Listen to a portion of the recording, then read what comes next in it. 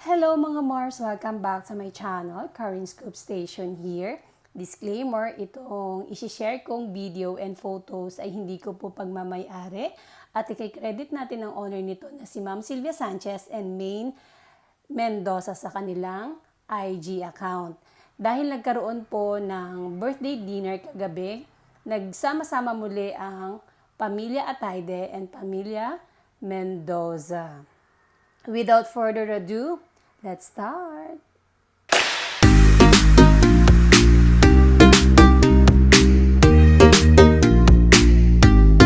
Si Ma'am Sylvia Sanchez ay pinuntahan niya ang kanyang Mama Rose kasama ang kanyang asawa na si Mr. Art Atayde upang mag-celebrate ng birthday nito.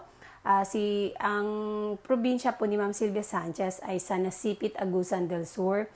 Mga Mars, magka-birthday po ang lola ni Arjo Atayde sa side ng kanyang mama at si Maine Mendoza.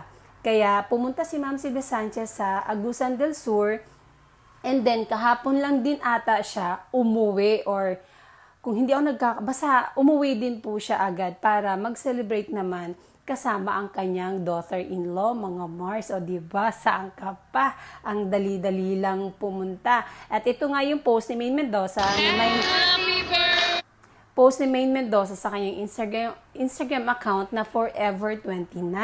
At ayun nga, kagabi ay binigyan ng birthday dinner o nagkaroon ng birthday dinner ang Mendoza family at Atayde family. At dito, makikita nga natin dito, complete po ang dalawang pamilya na pareho sila nagsama-sama upang i-celebrate ang ika-29th birthday ni Maine Mendoza.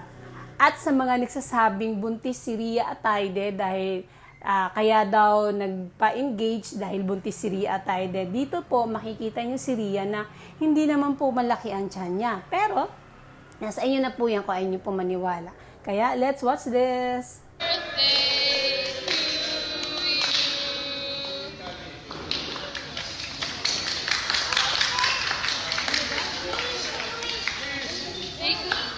Happy birthday! Kiss naman dyan, kiss naman. Oh. Kiss me! Yay!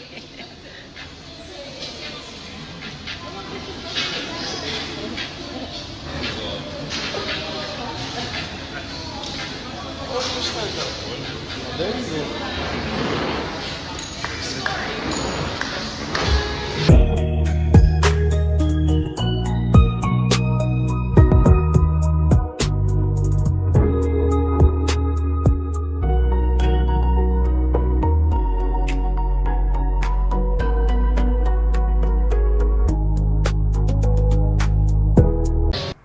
Ayon.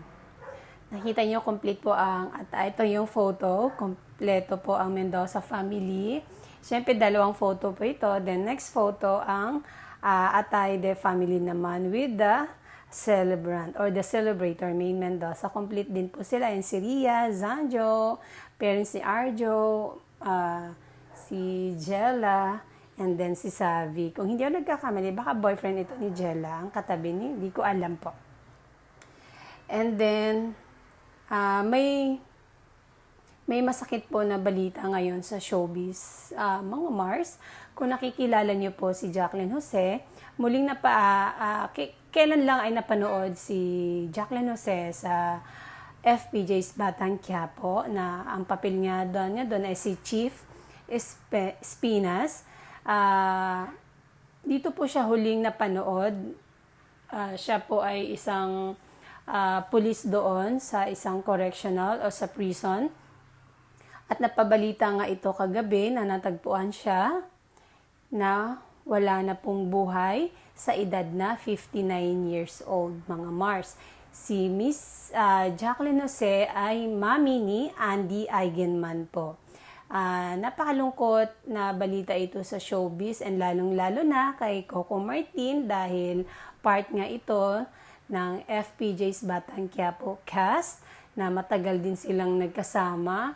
Sunod-sunod po ang heartbreak ni Coco Martin dahil kamakailan lang ay pumanaw nga ang head ng Dreamscape na si Mr. Deo Endrinal, and then ngayon naman po, isa sa mga cast ng FPJ's Batang Quiapo, si Ma'am Sylvia Sanchez, na matagal na rin nakasama ito ni Coco Martin mula noong siya ay nag-indie film pa po, mga Mars. Sila po ang magkakasama dahil nakailang panood din po ako ng indie dati ni Coco Martin. And yung huli, meron silang nagawang indie din, yung Hapag. Mapapanood ito sa Netflix po dahil ipinalabas ito sa Netflix. Ito yun, nakikiramay po tayo sa pamilya ni Miss Jacqueline Jose. Alam mo, sa kwento ng FPJ's Batang Quiapo, nagkaroon kasi ng riot doon. Siya ay binaril ni Vandolph. Pero nung nabigyan na siya ng unang lunas sa ospital, bigla po siya nagising. So iniisip ko, hindi mawawala si Jacqueline Jose dahil bigla siya nagising. Pero sa totoong buhay, hindi na po siya tuluyang nagising. Ang sakit nito, ang sakit na nangyari. Alam mo, nakakagulat. Lahat ng sa showbiz industry nagulat ang lahat sa balitang ito, at kilala si Jacqueline Jose na napakagaling at napakahusay, isa sa napakahusay na actress dito or actor dito sa showbiz Philippines, mga Mars. Nakikiramay po tayo sa pamilya ni Jacqueline Jose. Napakasaya ng birthday, 29th birthday ni Maine Mendoza. Una, binigyan nga siya ng birthday celebration sa Itbulaga na ito yung pinakamagandang panood natin sa Itbulaga dahil nag-guest nga dito ang kanyang asawa na si Arjo Atayde. Sumunod ay nagpa-party si Maine Mendoza kasama ang kanyang mga friends. And then kagabi, intimate party naman o birthday dinner kasama ang both family ni Maine Mendoza and family ni Arjo Atayde. Muli sila nagsama-sama, napakasaya. Kaya nga ang caption ni Maine Mendoza sa kanyang post ay Forever 29. Di ba? And sa showbiz industry naman, malungkot na balita dahil nabawasan na naman ang mga artistang isa sa pinakamagaling na artista kasi dito sa Pilipinas, ang pumanaw na si Jacqueline Jose.